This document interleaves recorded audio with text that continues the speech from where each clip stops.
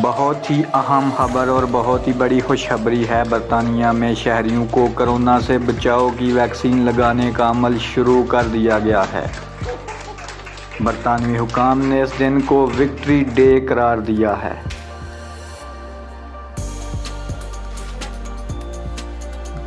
बरतानिया में सबसे पहले एक 90 साला बुजुर्ग मोमर खातून जिसका नाम मार्गरेट कीनन है, इसको कोरोना की वैक्सीन लगाई गई और यूं ये खातून पूरी दुनिया में सबसे पहले वैक्सीन हासिल करने वाली खातून बन गई हैं।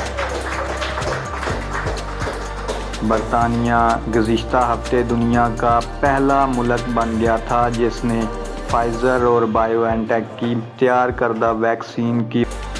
माहिरीन ने कोरोना वायरस से बचाव की वैक्सीन को बहुत बड़ी कामयाबी करार दिया है।